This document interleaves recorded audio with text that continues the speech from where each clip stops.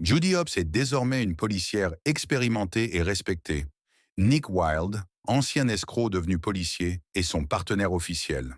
Ensemble, ils ont résolu de nombreuses affaires, mais leur relation n'est plus aussi simple qu'avant. La routine, la pression et les responsabilités ont créé des désaccords entre eux. Ils travaillent bien ensemble, mais quelque chose s'est fissuré. Le chef Bogo remarque que Judy et Nick ne fonctionnent plus aussi efficacement. Il décide de les envoyer dans un programme obligatoire de médiation pour partenaires policiers. Cette décision agace Judy, qui pense ne pas en avoir besoin, et met Nick mal à l'aise. Ces séances servent à montrer que même les héros peuvent douter, se fatiguer et perdre confiance. Pendant ce temps, un événement inattendu secoue la ville. L'arrivée d'un reptile, Gary the Snake. Jusqu'ici, Zootopia a toujours été pensée pour les mammifères.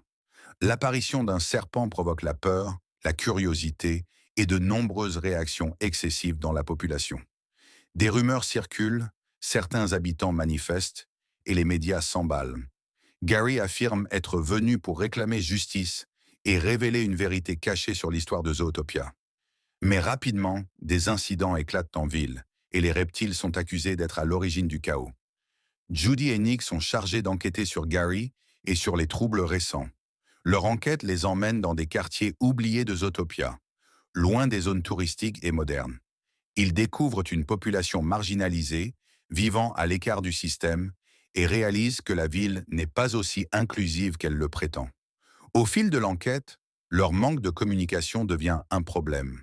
Judy fonce sans réfléchir, tandis que Nick commence à douter des institutions qu'il sert. Leur dispute met l'enquête en danger.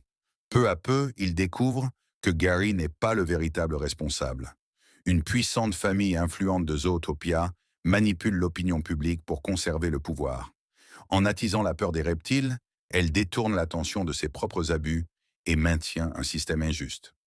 Lorsque Judy et Nick se rapprochent trop de la vérité, ils sont piégés. Des preuves sont falsifiées, leur crédibilité est remise en question et ils se retrouvent temporairement mis à l'écart de la police. Le moment de rupture. C'est le point le plus bas du film. Judy doute d'elle-même et de son idéal de justice. Nick, lui, se demande s'il a eu raison de faire confiance au système.